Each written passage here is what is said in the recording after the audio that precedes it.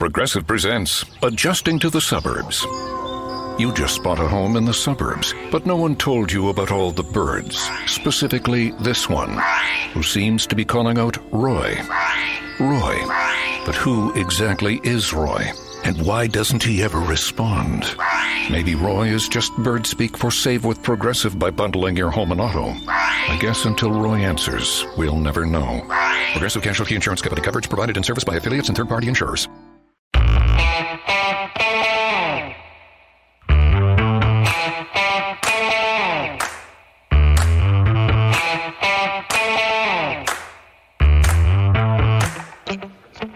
Hi, folks. Welcome to another episode of Film Study. We're here tonight to start the draft season with our review of tight ends, our 10-1 countdown that we do for each position group annually.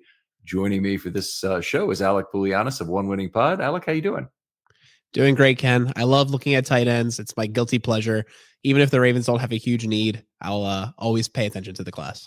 Yeah, it is it's interesting. The Ravens certainly have a great group of tight ends, but they do also have a lot of similarity in their current tight ends. At least the three guys are all, not terrific inline guys. They're more flex guys, and they potentially, if they needed a blocking tight end, they could go out and find one. Yeah, I definitely think they're in an interesting spot. You know, we lost Oliver to free agency, and they definitely felt the need to use him a lot. We do have Ricard that can kind of play that role. So I would be somewhat surprised if they carry four tight ends and Ricard this year, but it's definitely not outside the realm of possibility. Yeah, that's certainly what they ended up doing last year. But it's a great point is that Patrick Ricard can make up for a lot of sins. Of course, I think the Ravens are best when they're free to put Patrick Ricard at fullback and are not forced to put him in as a blocking tight end, forced to have him patch another hole in the ship, so to speak. He's a versatile player who can cover for you in several different positions. But if they want to use a fullback a significant portion of the time this year, then they'd prefer to not have Patrick Ricard be their blocking tight end. Agreed. And I also just don't think he gives you that X factor, that chess piece I really like to see out of tight ends. I feel like he's a little too skewed towards his blocking prowess and not his athleticism. And he doesn't really get the defense in a bind about how to approach him. Yeah, he's not a matchup problem, that's for sure. And where he is a matchup problem is for an interior defensive lineman or for a linebacker in terms of seeing that block coming at him. But you're right, he's not a matchup problem. Certainly as a receiver, and Oliver was a much better guy in that role, and Andrews also could do it as well. Mm-hmm. But let's talk about maybe the bigger thing. You brought this up in the production meetings. This is definitely your point, but how important, or is it ever really the right move to draft a tight end early? Yeah, my overall thought is no. I don't think it's usually worth to draft them early, and it's for a variety of reasons. First of all, we haven't seen much correlation. You can look at it from a Ravens perspective, and you can also look at it across the league.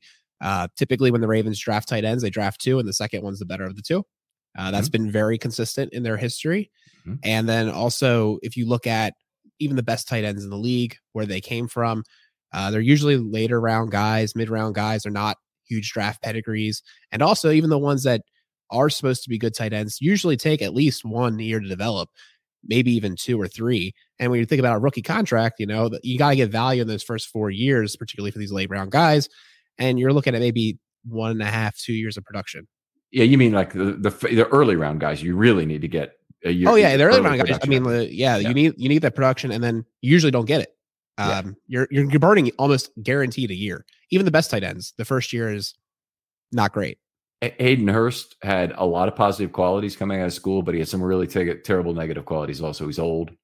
Drafted very high in terms of where he was, and the production microscope was on him right away. And as it so happened, the Ravens drafted an even better tight end a couple of rounds later, and it didn't work out so well for him. Fortunately, the Ravens were actually able to salvage some value there, but they also lost a lot of value because that first round pick could have been used on Derwin James, ended up being used on a later pick in the first round plus some other draft capital, which I don't think was as good a return as they otherwise would have gotten. The 2018 draft, there's a lot to love about that draft. And yet it's still possible to make a mistake in that draft like that. Correct. Yeah, definitely agree with you on that. And I think that's a really important note. Just with the tight ends, they usually take at least a year or two to develop. So you'll see flashes like last year. I really liked Likely. I liked Kate Otten. They both showed their flashes last year and the time that they had. But they're also not full starters. They're not able to really carry that load. I think that most you're looking for a tight end too, their first year. And then maybe they can grow into that tight end one.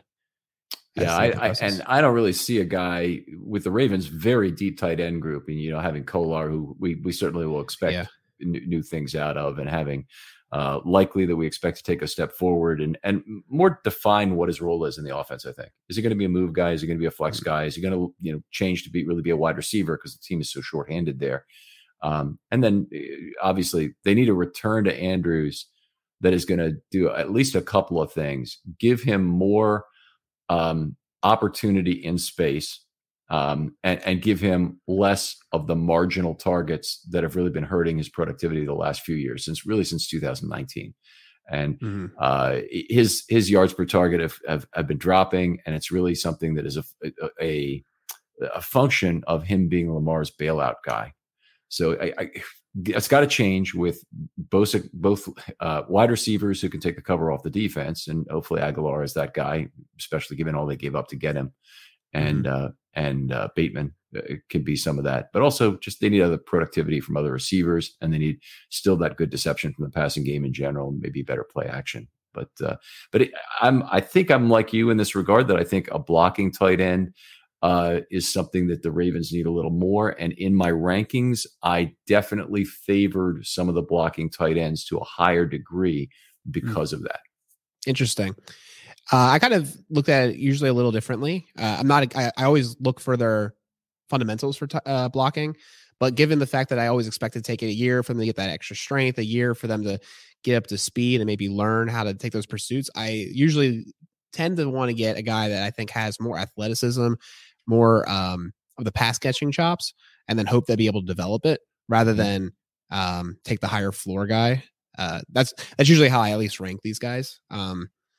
So that's kind of, that's just been my philosophy. But no, I think it makes a lot of sense from a Ravens perspective. My board would look different if it was purely from how the Ravens should maybe value these guys. All right. Not by much, I don't think. And you know what? I think people can make their 10-to-1 lists in whatever way they'd like. I'm not going to tell you how to do it, but I generally am going from the perspective of who do I think the Ravens ought to look at if they really get the chance at, and who would be best for them.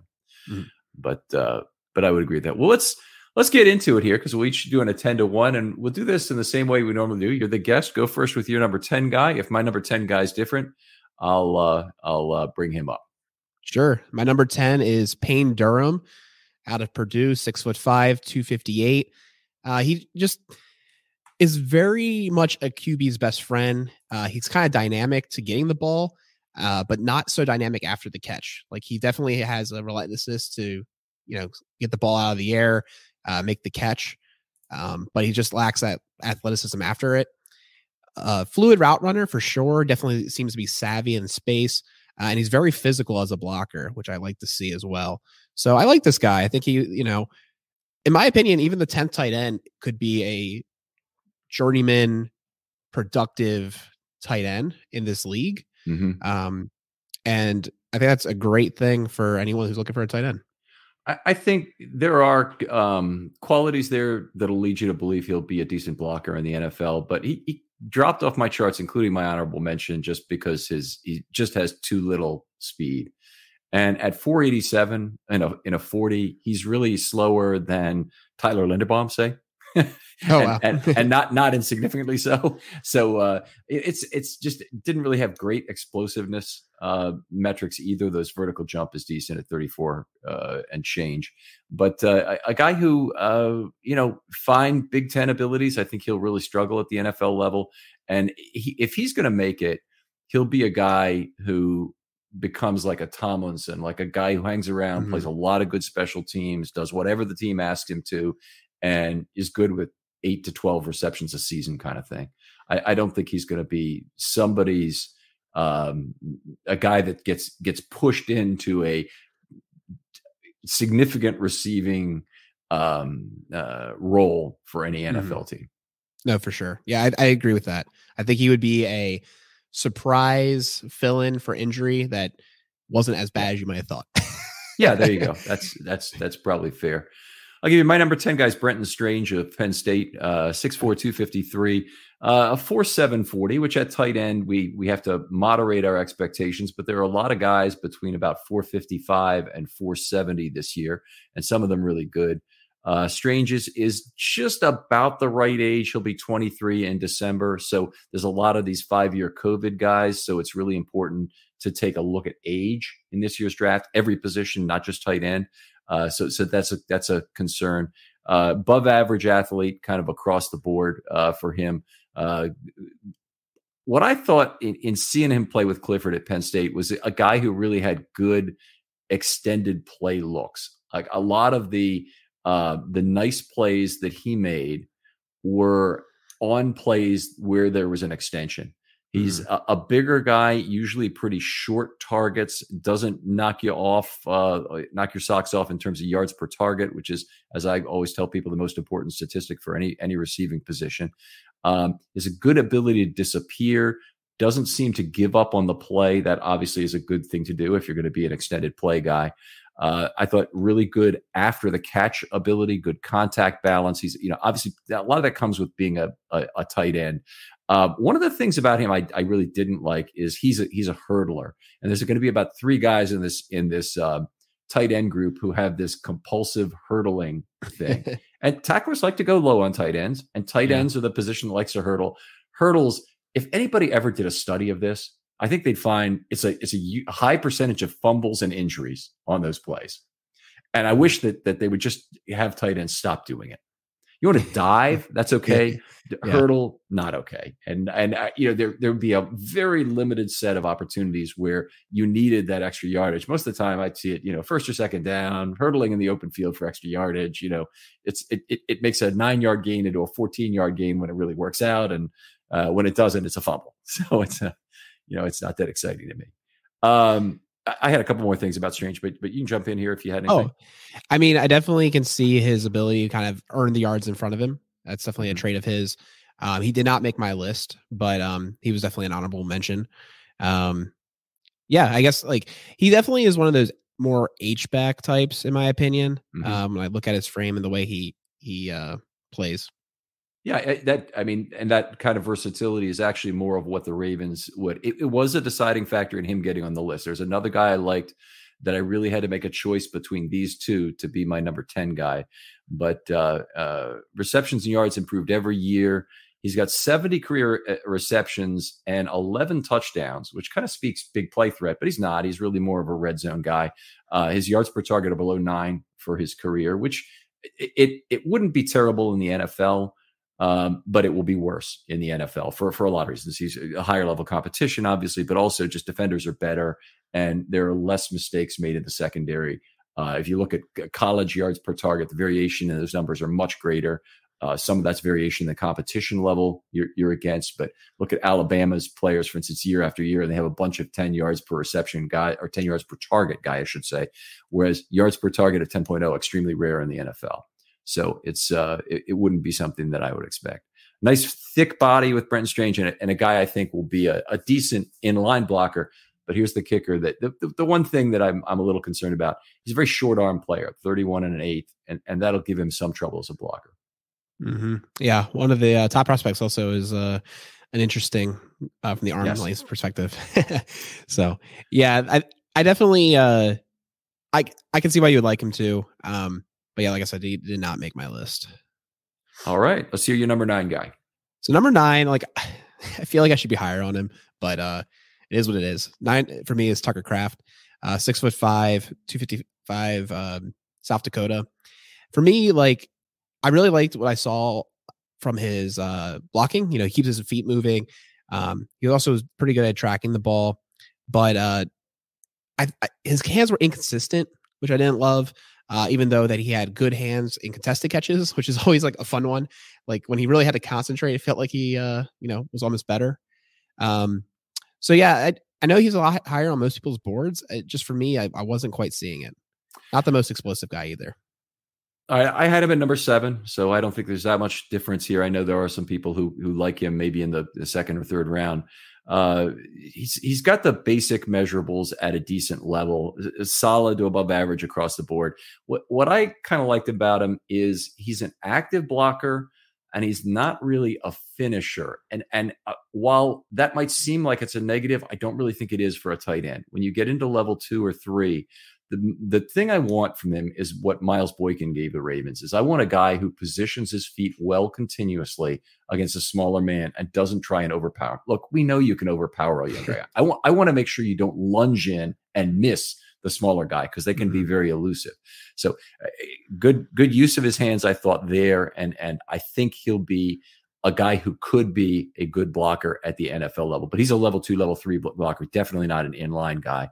I'm very suspicious of his play otherwise because of the context. And there are receiving characteristics there that I like. You mentioned some of them, and contested catches was one of the things that he's been better. But those contested catches, he's getting them against FCS opponents. And to me, that's something that he's really going to have to reprove at the NFL level. He did have 99 catches. That's a decent number in 3 seasons, 9 touchdowns, but it's not like an explosive off the charts number like you sometimes see from these North Dakota State or South Dakota State guys in terms of just being off the thing. Yeah, I think the Ravens will probably get a chance at him in the 3rd round would be my guess. I don't think there's any way they use that pick on a player like this. And my main reason is that I don't think he's different enough from the Ravens tight ends that they have. So I think, could he be Charlie Kolar? Maybe. Could he be, Isaiah Likely? Maybe there are characteristics that people would like. They're certainly not as fast, but otherwise, maybe. I just actually Likely, that was a big knock on him too. Was it? He wasn't fast, but he'd also done the 40 on that funky track that everybody else had really slow times on. So yeah, but I think he plays faster than that. Honestly, I didn't even pull 40 times for these guys. It's not my thing. I like to see how they move in pads. I will admit I did see a couple combine for these guys. Like I saw combine highlights, but I didn't. I just don't value the combine that highly. Sometimes it more reaffirms or makes me want to look back if I maybe miss something. But that's how I look at the combine. That's very reasonable. I find it much more important on a player who's played at a small school. It's just to say, okay, I can see this guy can beat these players on tape. Yeah, that's kind of like watching preseason NFL football. I can see, Demarcus Robinson can put this incredible move on Washington defensive back. But all right. So my number 9 guy is next, right? Yep. And that's Will Mallory of Miami. Lots of things I think to like about this guy. And then there's a whole bunch of things I don't like. And I don't think he really works for the Ravens in a lot of ways. A 4.54 40. Obviously, he's one of the faster tight ends in this draft. He might be the fastest. Really good vertical and broad jump. So that explosiveness is there. One thing you don't want to have is a really nice 40 time or you don't have that good explosiveness at tight end that goes with it. Because a lot of what a tight end does is break to get separation, and you really want to see a guy who can do that quickly. So Miles Boykin or something, to use his name for the second time for a different reason here, had a lot of acceleration issues to get to top speed and some differences in cutting. I think Mallory actually gives you a lot of that. Now here's some of the bad stuff. Brevin Jordan was the last great Miami tight end to come out. And that was in the 2021 draft. Yeah. He is more than a year older than Brevin Jordan, who was drafted 2 years ago. Oh, wow. so there we have a problem. Yeah. So, Mallory is a guy who, I'm not sure how much he'd be on everybody's radar if it wasn't for the 4.54 40 at the combine, but 4.54 is not Vernon Davis. It's just a little tiny bit better. So again, going back to your comment about needing to see it in pads, I would need to see it there as well. A lot of issues with drops for Mallory. He was a guy who had a combination of 2 types of drops that are both bad. Focus drops, they can maybe be corrected. Time on the jugs gun, just learning from a good receiving coach how not to start running with the ball before you catch it. Those kind of techniques, watching the ball away in your hands, that's jugs gun work right there in a nutshell. That can be fixed, but then he's got a lot of others that were body catching or even helmet catching. He's just catching the ball too close to his body. That's really bad for a tight end. Again, possibly correctable, but has not been a good catcher of the fullback, and that's usually where tight ends make their money. Is they really want to not only catch every ball that's within the frame, but go outside the frame and get some balls as well. Huge red flag, in my opinion. I think it's really difficult, particularly at the NFL level, to be making the adjustments necessary for the higher play speed and whatnot, and also try to fix fundamentals of catching the ball. I feel like he'll regress to old habits. And it's so hard to retrain those things without like an incredible dedication, particularly with everything else we need to be learning, that it's a red flag for me for sure. One thing I would also say about his speed, it's definitely feels more like long speed. It's not the like pure explosiveness out of breaks, which, it's cool that he glides like gazelle, but like, will he get every opportunity, be able to pull away? So Mallory also did not make my list, but he definitely has, he has some traits that maybe he could surprise somebody.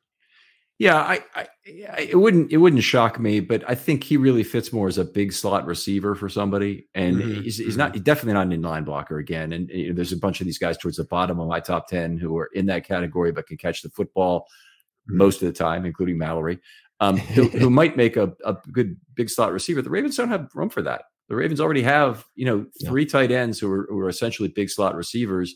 They play the fewest receivers of anybody in recent NFL history, or maybe relative to the league ever in NFL history. They play about the fewest wide receivers ever. So having a guy like Mallory as an extra big slot guy, I don't think would pay dividends for the Ravens. So, I guess if the entire NFL completely undervalues him, then I guess you could see it happening. But I think he'll be drafted. I think it'll be a little bit later than people are thinking. 5th, 6th round for Mallory would be my guess. If he lasts all the way to round 7, maybe the Ravens take him. If he is a UDFA, maybe the Ravens try and pick him up. I don't see an obvious fit at all for the Ravens. Yeah, I think he might even go undrafted, honestly. But yeah, we'll see. My number 8 is Blake Whiteheart, 6'4", 247 out of Wake Forest. One of the comps I saw for him was Kate Otten. It's like, I like me some Kate Otten. Yep. But he's a good pass catcher, lacks the top end speed. He definitely has quickness out of breaks. Solid blocking technique, which is always good to see, particularly from the start. Definitely could use adding a little bit more weight to his frame. He's a little bit lighter in the pants, a little bit more H-back. But yeah, I think he definitely just I don't know. He kind of was one of those people when I watched him on film too. I just saw little glimpses of what I think could translate to the NFL. Again, I don't have the highest ceiling for him. I think he could be a good maybe tight end too, maybe occasionally fill in, but yeah, just kind of a high floor prospect. High floor, okay. Decent athlete. Did not make my list. Short armed, light, and definitely not an inline guy. And so he was competing with a lot of guys who could have been big slot guys, and even like Will Mallory and players like that. I would put him above Blake Whiteheart, but. I understand the point. He's a redshirt senior. Now, I did not look up his birthday. Do you happen to know what it is? That means he's fairly old. Yeah, there are a lot of older players in this draft, just in general. I don't know how early this is in your draft coverage, but I think you'll see that a lot. Everyone listening at home, like there's a lot of 23, 24-year-olds in this year's draft compared to other years. Yeah, he has just turned 23 on March 22nd. So that's not outrageous. There will be a lot of 23s, but there are even some older guys. So yeah, you're right on the money there. And he's your number 8 guy, right? Number 8. Yep. I would say for me, like we're about to get into a new tier. So like these guys are kind of more the back half, we'll see what they are. I think after this, they start to become a little bit more interesting. Okay. Well, we certainly, I'll be liking to see this because I know we got differences here. My number 8 guy is Luke Schoonmaker of Michigan. Okay. 6'6", 250, 463. He's only played 23 college games, which is a problem. And one of the things you really notice on tape looking at him is that he benefited a lot from having an option offense. So it's an offense that effectively the play action and RPOs they ran got him space to work with, and linebackers making false read steps.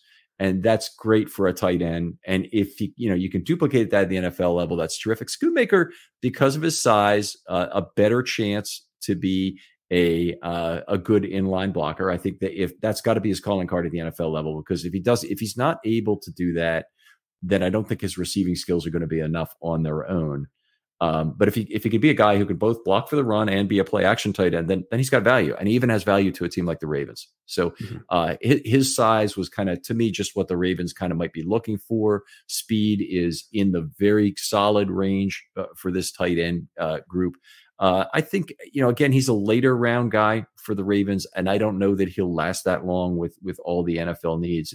And we're in a league now where Josh Oliver just signed a $21 million contract for over 3 years. There's obviously a desire for blocking tight ends. So Schoonmaker is going to go, I would think, before the Ravens have a chance to draft him with a relatively low cost later round pick.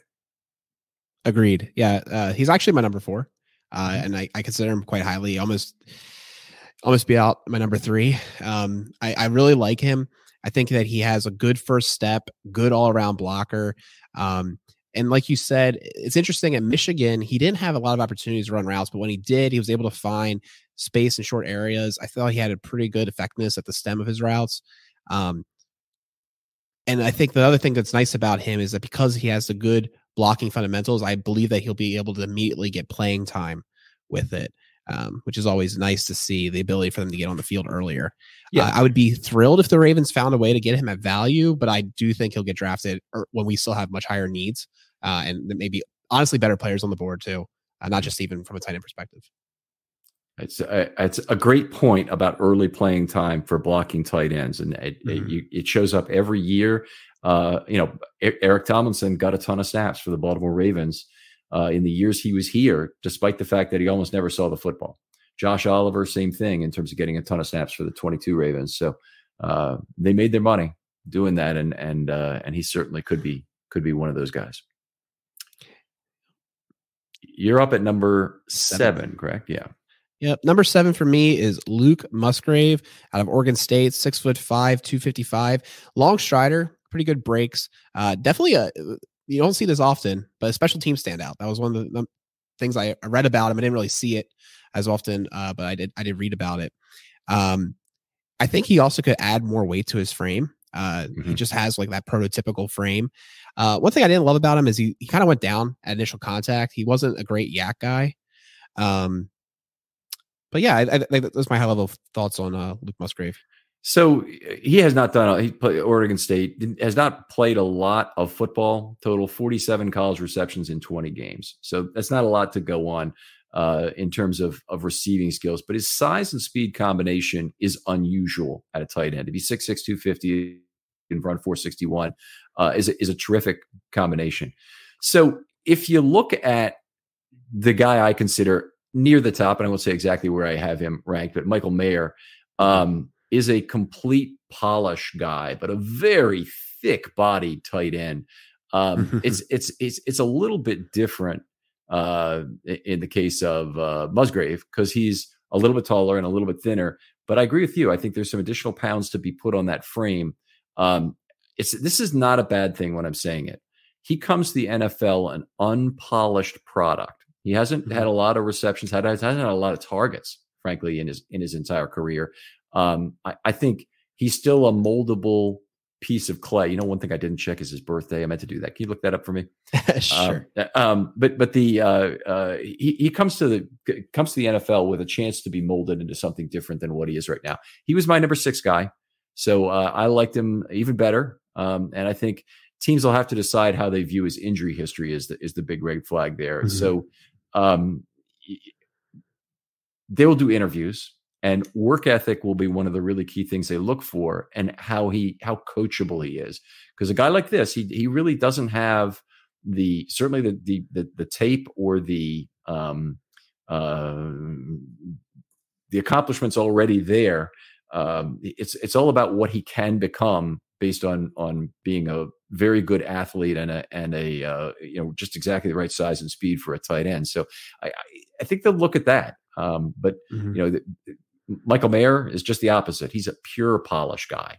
And we'll talk about that a little bit later when we get to him, and how that's not necessarily a good thing.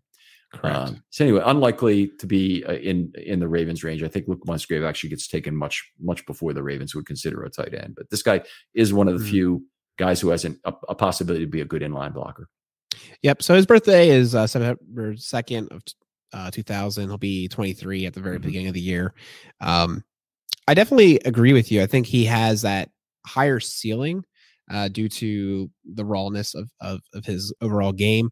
And I'm a little disappointed that I think we're having a similar opinion about Mayer. I thought maybe it would be a little different, but whatever. We'll see. We'll see what happens when we get to it. We'll get through it. It'll be a lot of fun, I'm sure. Either way, it's a good discussion.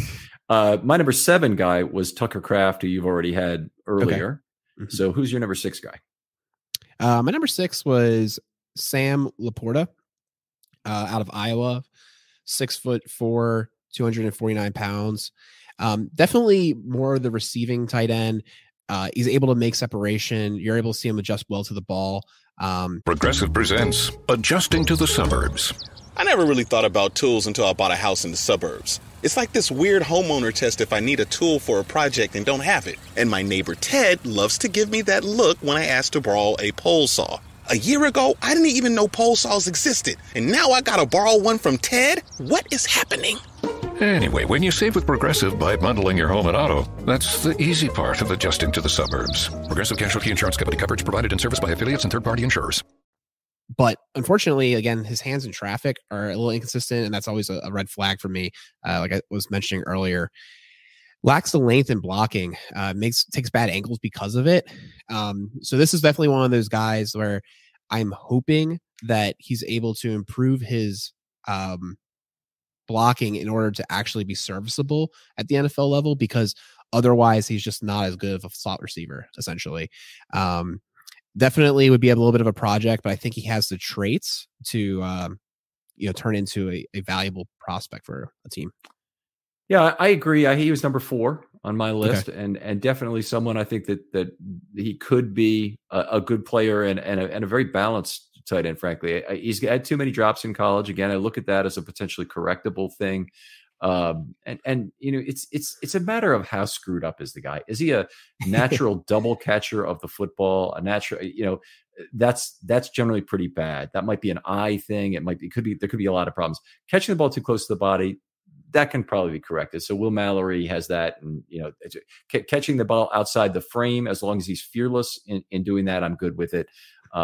He's got very good change of direction skills, which I think could make him a good off the line player, and that could translate in line or into a flex position where a slot corner's on him. Because if you can give a little more wiggle on a player when you're a larger tight end, then you have your body to use against that slot corner, and that can be very effective. He's slot corner or safety, and he doesn't have that overwhelming size. He's obviously a little bit on the smaller size at 6'3", 245. So he probably ends up in an H-back role. You're moving him. You're doing various things with him, and he can't be just a slot receiver. He's not the right. Yeah. He's not the right guy for that, and he's not quick enough. Yeah. He's not quick enough. He's not big enough. He's not a matchup problem enough. I mean, there's a lot of things. So I did really like him after the catch. So if he's the guy who can mysteriously find his way open, and some guys just have that change of direction skill that allows them to do that at tight end, then he's a terror after the catch. Good contact balance, good stiff arm, high effort defender, goes to small choppy steps after the catch. I really love to see that, by the way. Mark Andrews has some of that in him too, where he kind of drags a group of defenders sometimes because he's bigger, and he uses that very effectively. But I never want to see this guy hurdling. This is a guy he's got such good, think Jamal Lewis in terms of what we saw from him as being a guy who ran hard, went to smaller, choppier steps at the end of his run. That's kind of what I see out of Laporta in terms of, not at the same level, of course, he's not that kind of level, but he has that basic set of stylistic similarities. So anyway, I don't think he really is a great fit for the Ravens with the overlapping skills they have at tight end, and he's not enough of a great upside blocker. But on the other hand, he was too good of a receiver and a potential receiving threat for me to drop him any further down my list. Fair enough. Totally get it. All right. You number 6 for me was Musgrave, who we already talked about, right? Yep. So who's your number 5 guy? I think that's where we are. Number 5. All right. This is a big one for me because this is the guy I kind of have a star next to. And I was telling Ken before the show, I wouldn't be shocked if he went undrafted, which is, maybe I'm just completely off base, but I just really love what I saw. Daniel Barker, 6'3", 243 pounds, Michigan State, and Illinois. This guy, he's 6'3", but I wouldn't have known it if I didn't look it up. He plays at least 2 inches taller, and I feel like he also plays bigger than his 243 pound thing. He just, to me, I just really liked his body control and his ability to make tough catches. I also just loved his enthusiasm. The guy just looked so joyful on the field, and just another thing I really like too is that you kind of mentioned it earlier, Ken. I don't think this is a bad thing. He shows really good pacing and blocking. He knows when he can get off level 2 to go to level 3. He did enough in level 2. He doesn't have to dominate him. He doesn't have to, pancake him. He wants to move on to get to the next block. I just liked so much about what I saw out of him, and he just, I don't know. There's something about him where he's definitely my darling. He probably wasn't even on your list, or I said, he's on many people's lists. I even messaged Jason from Hold Up Films, being I don't think you've looked at this guy either. He's now my new guy. But Daniel Barker, that's my diamond in the rough. Played a fair amount of football now, 4 years at Illinois before he transferred to Michigan State. He's got 85 career catches, which is a lot for college to have in your entire career. There are players who have that in 1 year at wide receiver, of course, and if you're playing in the right conference. But it's still a good amount for a tight end to have. Did not make my list, and I didn't look at him, so it's not. I don't want to give a scouting report on him when I didn't really study him. But appreciate that you've got a guy who's off the board. I bet my number 5 guy is off your board based on this. And this is one of the biggest project guys of them all. And it's Zach Kuntz of Old Dominion. So I just kind of dressed down the South Dakota State guy, Tucker Kraft, for playing at a small school. And Zach Kuntz is even worse, but he's higher on my list when I think a lot of people would certainly have him lower. He is look at this guy. 6'7", 255, 34-inch arms, 455 speed, combine darling. Really showed up. 10.0 RAS. So that's a perfect RAS. And that included a 687 3-cone. They're talking about him being the most athletic tight end of all time. It's actually very hard to find tape on this guy. So there's a few things about him that I noticed in the relatively small amount that I was able to see. So he had 85 catches with very modest yards per target against Conference USA and Sun Belt competition, which should off the top, this should tell you can't just look at RAS, you got to look at what's on tape. But there is some athleticism there that is pretty freaking cool in terms of just being larger than everybody else on the field, being faster than whoever covers him. I mean, it's very hard to find a matchup for a player like this. Unless you have a Dallas Thomas, you don't have the perfect guy to cover him. So it's right there. You're in a little bit of trouble. But he's definitely got speed. He's got some ability to separate. Has a lot of problems with anybody who gets really physical with him. And in the NFL, physicality is stressed off the line of scrimmage to a different degree. So this is the guy in a one hit and go situation that a linebacker probably could take his air out at the line of scrimmage. Yeah, I'd be concerned about that.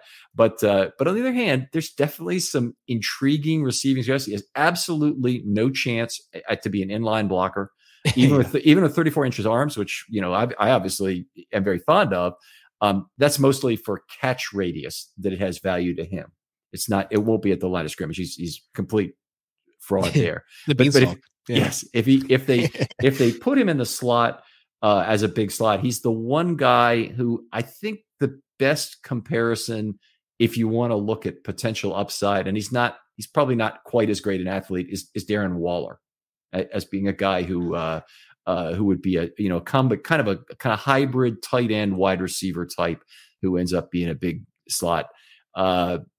Somebody's going to take a chance on him. I think it will be one of these teams out there. And, there's several of them who draft for measurables more than they draft for tape, the Raiders being the most notable, but there's others too. The Patriots even have done some of that. And I wonder, exactly where he'll fit. But anyway, Zach Kuntz will be an interesting name I'll be tracking on draft day. And I wouldn't be upset at all if the Ravens drafted him, certainly in a later round. Sure. Oh yeah, this is so exciting. I wish if this was a video podcast, you just see me beaming. I love this. I love that you have this guy. Definitely. I watched a 2-minute highlight video of him just now to try to see what's going on with this guy. And I think that's the biggest thing I'm worried about is his size, just the lack of weight on that frame for 6'7". Very dynamic. Maybe he looks like a more beanstalky version of Jelani Woods. I mean, if I'm just making a quick hot take of other people I've scouted kind of before, definitely have concerns based on this scouting report I'm reading right now about his catching, the way he tries to attack the ball. Yeah, it gets. He should not have a problem with contested catches. That's something that a better receiving coach hopefully can help him with. But also with that kind of body, he should be able to box out, and that's not apparent. That's not apparent at all. Most of his catches, they're throwing over defenders, and he's getting separation. And what I've seen is he looks fine on those. When he's open in space, he catches the ball and he runs with it after the catch, and life is good. But if there's not too much where there's he's bracketed in coverage, he's out there anyway. A guy is also old. And he'll be 20. Okay. He'll be 24 in June, so that's soon. And it's not quite as bad as a Hayden Hurst pick, where I believe he was 25, but or he's going to be 25 during his first year, whatever it was. But still, he's a kind of an older project player. It's just he's an interesting player, and the reason that I had him as high as I just did, I think he is one of the tight ends in this draft who gives the Ravens something they don't already have positional overlap with. So if you're going to take a chance on somebody who might give you something different. Cool, love it. That was really cool. All right, my number 4 we already talked about was Luke Shoemaker. Okay, and my number 4 was Sam Laporta. Okay, so we already talked about him. Number 3. I bet we have the same 3 guys, 1, 2, and 3 now, and I'm surprised that you have my number 3 guy in your top 3. Okay, interesting. My number 3 guy is Michael Mayer. So here he is. So Notre Dame, 6'5", 265 pounds. Very, very polished. This is my note, and I think you're going to love this. If you were casting a movie to play a hard-nosed tight end, you cast Michael Mayer. That was my overwhelming thought when I was watching him. Is he just he plays like a tight end, he very much does. Very physical through the catch point, chain mover, just very solid blocking, has full body strength, very polished. He will come in right away and play. And I think be a good player. One comp I saw, and it was kind of interesting to me, is Hawkinson. And some people were like, oh, he's like Hawkinson in that he had a very high ceiling, he'll be highly drafted. But if you look at actually what Hawkinson has done in his career, he's shown flashes of being competent, but not anything too special. Kind of a swing and a miss at that draft capital and pedigree. And I feel like Michael Mayer actually in that comp makes a lot of sense to me too. I don't think he's going to be a bad player. I think he will improve a football team, but I just don't see the ceiling. I have a slightly different set of problems. This is interesting. He's my number 1 guy. Okay. For starters. So we're starting there. Maureen and I watch more Notre Dame during the college football season than any other team. So we got to watch him a fair amount. There's a lot of things to love about that guy. We need to kind of check these down as we go. A very big, very thick body, perfect tight end. You mentioned it, you cast for the role kind of thing. It's a great way to put it. He'll play in line. He'll be fine doing that. He's a bully in space. He's a terror after he gets the ball. I think it very well with that. Boxes out as well as any tight end in this class. Really love that. You're not going to get the rebound against this guy in a guerrilla basketball game. So I like that part. here's the thing that I think is different about Mayer, and I think it's some good and some bad, but it explains part of his college results. He's an extremely polished and fairly crafty route runner.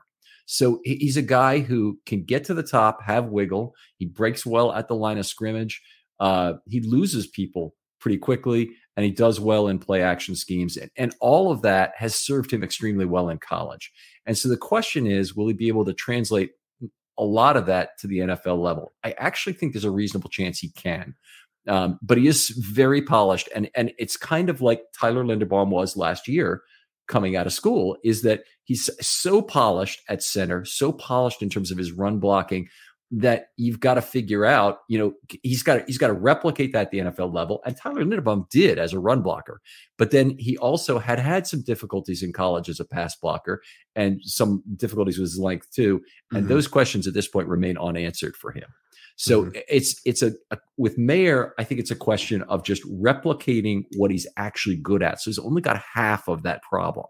So he's good. He's pretty much, he'll do everything you ask a tight end to do. But the one knock I have on him is kind of a knock I've had on any number of other players, is that they're kind of over polished for the NFL in terms of what they have. And guys who have already developed, like pass rushers, who've already developed their second move or their counter, rack up huge numbers in college, and they look unbelievable on tape. And other guys who are great athletes, but may develop at the next level, they might be younger, all the things that go with not being a polished player, they tend to get undervalued. So I think with Mayer, some team will pay for that polish, and there's a good reason to do it. And you mentioned it right away. He's going to play right away. He will play right away. And he could be, he's the kind of player who could be a Pro Bowler within a season or two.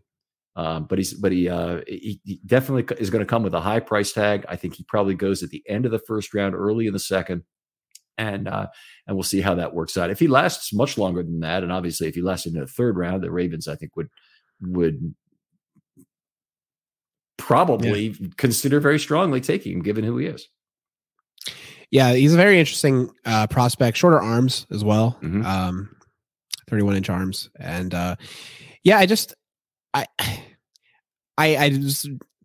was hesitant to put him at 3, just because I know he is very polished, but I really like my number 1 guy, and my number 2 guy is completely different, right? Like he's just a different cat. But I think he also has a lot of potential too. All right. Very good. So we're on to that was your number 3 guy. My number 3 guy. I have a feeling based on what you just said that my number 3 guy is your number 1 guy. That's Darnell Washington of Georgia. Do I have it? Nope. Oh, number 1 guy is not Darnell Washington. It's my number 2. Oh, he's your number 2. Okay. Well, there's so much to like about Darnell Washington. It's not even funny. So first of all, fantastic set of tools. Just a massive man who will be a great inline blocker if that's all you needed. And by the way, since that's mostly what the Ravens need at tight end, I think that's great. But sure. I actually think that Darnell Washington is probably going to convert to offensive tackle in the NFL. I just think it makes too much sense for it not to happen. So if we see some deficiencies as a receiving tight end early on, wherever he goes that's not Baltimore, I think he ends up being an offensive tackle. I think the Ravens have a lot of issues with not having a good long-term plan at offensive tackle. And Darnell Washington could be that guy. And I think he could be a left tackle from what I'm seeing. I mean, he's 6'7", he's 34 3/8 inches in arms, and he won't be 22 until August. I mean, that screams out. I mean, that's an unbelievable physical specimen there. Yes. And toss on that 464 in the 40. I mean, how would you love to have that? Either backing up Ronnie Stanley at left tackle, or maybe someday being the guy who takes over for Ronnie, because he's that kind of a project. If they're going to make him an offensive tackle, it would certainly be some work. But I'm not going to overlook his receiving skills either here. There's a host of weapons at Georgia, and a lot of them tend to have year after year, these 10.0 yard per target numbers are higher. In 3 seasons at Georgia, 11.0, 12.8, and 10.5 yards per target. That's not yards per reception, yards per target. That's unbelievable. I mean, 45 catches is not a ton, but he's part of that is he's not getting lousy marginal targets. Those are going to other receivers who are bigger threats, but very, very exciting prospect. He is another guy that I think goes to the Raiders, the Pats, the Seahawks, one of these teams who really loves physical profile guys. Yeah, got that Todd Monken connection. Very interesting point about him being a potential, tackle in your mind. One of the things that was apparent to me is he blocks like a guard. He has great blocking ability already. And his tools are ridiculous. Like you mentioned, like his speed, doesn't have the lateral quickness and suddenness that you would want to see, but once he gets going, like good luck stopping him. Just like a total locomotive train. Just really, really something special. Huge frame. Just he had some really impressive catches when you watched him at the combine. That was one guy, like combine, you maybe thought like, okay, yeah. This guy might be the real deal when it comes to receiving as well. Very, very fascinating prospect. Could be a really significant tight end at the next level, and maybe even as a tackle. That's a really interesting point. I never even thought about it, but I can totally see why you would say that. Yeah, and I tell you what, time I see somebody that size, that young, and that arm length, I'm going to wonder. Okay. And you just adding 35 pounds to a guy who runs a 460, 440 is not going to slow him down that much.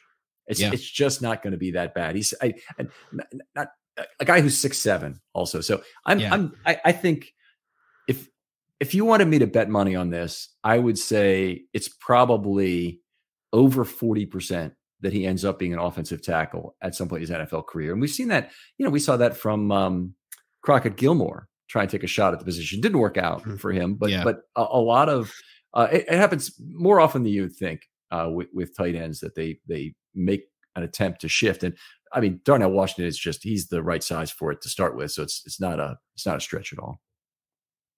So cool. Yeah, no, I really like this guy. That's why I wanted to put him above Mayer. Just I think I can see the ceiling for him. All right. So that was my number 3 guy. So we're to your number 2 guy. Yep. My number 2 was Washington. Yeah. Okay. And my number 2, Dalton Kincaid of Utah, who I guess is your number 1 guy, right? Because my number 1. Yeah. Okay. Very good. So one of my beefs about Kincaid is he's already 24. Didn't do any any on-field drills at the combine. It talked about a small back fracture. Just a tiny one. It's just a little back. Not great.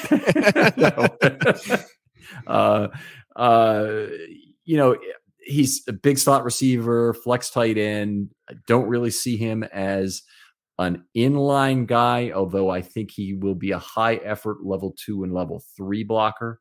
So he's got to make it all as a receiver. And he definitely has the top receiving skills in this class, without question. Mayer has better route running. I'd say Kincaid is the better pure receiver. And I might take a guy like Kuntz as even having a higher upside at some point, but that's, would really be a strange thing. But Kincaid, definitely the best receiving skills, really known for making contested catches at the college level, high points the ball well, very large hands, and he doesn't body catch the football. And boy, do you love to see that. You want to see a guy who catches the ball away. And tight ends are often in an enclosed space, bracketed coverage, somehow guy behind them, guy in front of them, where they have to consider how far away from the ball they're going to catch it. And he's good at catching the ball away from his body and still having the strength to bring it in. I wouldn't put strength at the top of the thing, but he's got the grown man strength necessary to pull a ball in. Think Anquan Bolden on 3rd and 1, what he did to Culliver in the Super Bowl. I'm not saying I see 100% of that in Dalton Kincaid at his age and whatnot, but I definitely see somebody who definitely has a very good vice grip on the football to pull it in from a good distance from his body. So I like that part. Not a great fit for who the Ravens have right now, but just he's so high on the receiving skills, I couldn't put him any lower. Yeah, fun player, just awesome hands. Basically no drops to be heard of. Catches away from his body, just everything you would love to see from a catching perspective. Late to football, interesting point. He started playing football his senior year in high school. Yeah, he was explosive off the line of scrimmage, sinks his hips well, blocks well. I think, though, he needs to add some more weight to his frame, and it is a little concerning, I guess, at 24 that he hasn't maybe as built up But I think with the year in the NFL weight room, like, he'll be able to add maybe another 5-10 pounds, a little bit more strength. But he definitely is already very strong. Just the way he separates, you can see that extra spring in his step. Very fluid. I thought he looked really dynamic to me, and I could see him being a very good receiving tight end in this league. And I think he has the blocking traits so far, and like the technique and the willingness, and I think he can get there, so to speak, with his blocking to be an all-around tight end. All right, fair enough. So you had Kincaid at number 1. Yep. And I had Michael Mayer at number 1. Yep. So that concludes our countdown. Any honorable mention guys that you kind of felt they just missed your list? Or yeah, like I said, the back 3, I was kind of shuffling them around, having a hard time like completely finalizing it. And I allow myself to change my lineup. We're recording this on I guess now it just turned April 2nd. But we got some time till the actual draft. But Josh Wiley was my number 1 honorable mention, just at 11, 6'6", 248 pounds, out of Cincinnati. Just smooth speed, chain mover, can win at the catch point. But yeah, he just never was used much as a blocker, and that was one of my biggest concerns with him. I had the other Cincinnati tight end as a guy I like, Leonard Taylor. Okay. So so I think he more fits the blocking tight end role. And again, he'd be a late round pick for the Ravens. He's not in the top 10 tight ends for me, but a guy I liked from that point. But it's interesting that both Cincinnati tight ends are in there. Any thoughts on Cameron Latu of Alabama? Oh, just a guy. Literally, the only note I put down on him is just a guy. I didn't love his competitiveness. I didn't like his. He didn't strike me as a player who's going to do anything in the NFL. I don't think he's going to even like make a roster, really. All right, very good. Wouldn't shock me if the Ravens had a shot at him as a UDFA if they took it. But I actually think he'll be drafted. So we'll see how that goes. There are, you look at this list. Actually, it's very difficult for me to find 10 guys I really like enough that I'd be okay with the Ravens drafting them. And part of it is the Ravens are very deep at tight end. I don't like the overlap of ability, and anybody that's a pure receiving tight end automatically, but is not great, automatically falls off the list. So that didn't leave as many names for me to really kind of work with this year. But this is an interesting list to go through, and it's always a fun group because this tight end group always has a mix and match of abilities that are all important at the position, and yet are different, and they project differently in terms of how they'd be used in the NFL. For sure. One of the funnest positions, in my opinion, just like to scout and look at. I always enjoy doing it. And it's a really important role. And I think it's getting more important in the NFL. If you have a really good second tight end, maybe even a really good first tight end, it can decrease your reliance on a slot receiver. It really can mix up, are you going to run? Or are you going to pass out of that personnel grouping? And that's all stuff I love. Right.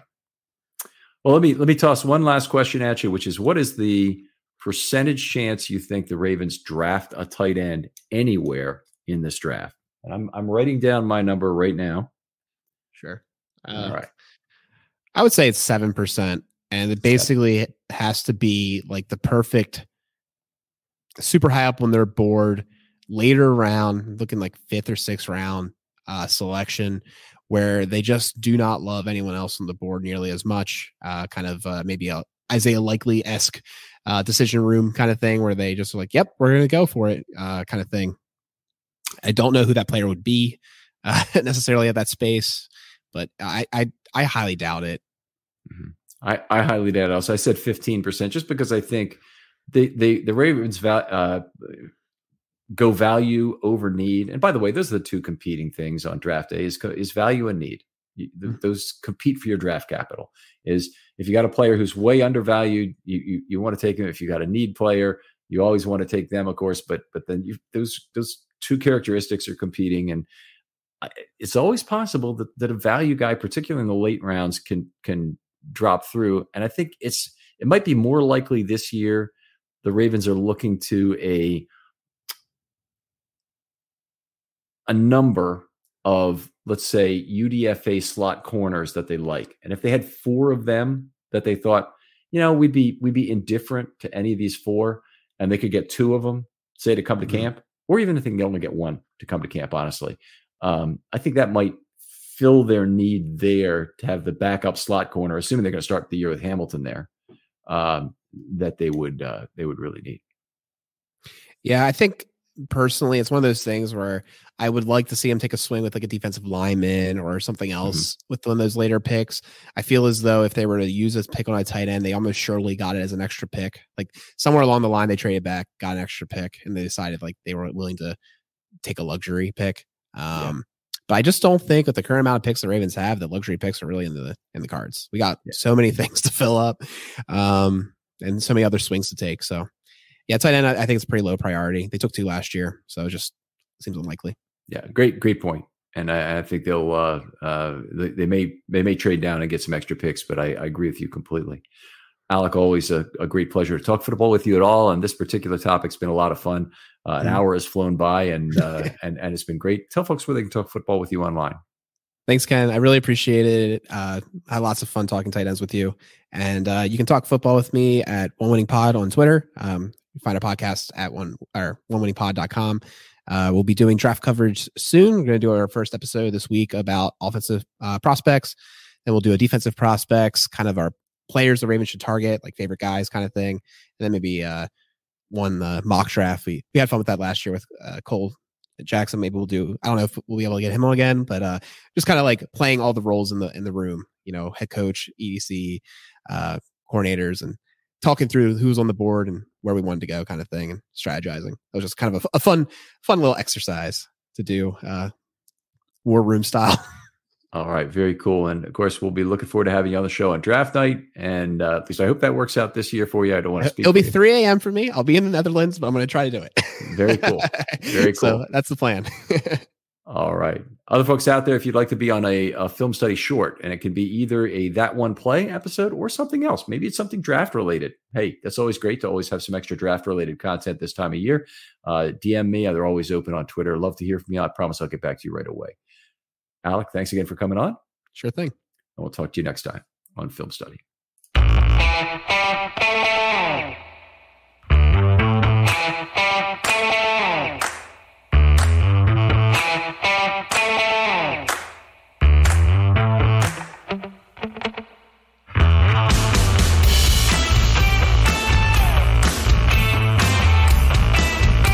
Progressive presents Adjusting to the Suburbs. You used to associate crickets with silence. But since you bought a house in the suburbs, you know crickets hate silence. If any other creature realized rubbing its legs together made a piercing, high-pitched noise, they might think, maybe I won't do that. Constantly. All night long. Luckily, you can save with Progressive by bundling your home and auto. Now that's something to make noise about. Just not constantly. Progressive Casualty Insurance Company coverage provided in service by affiliates and third-party insurers.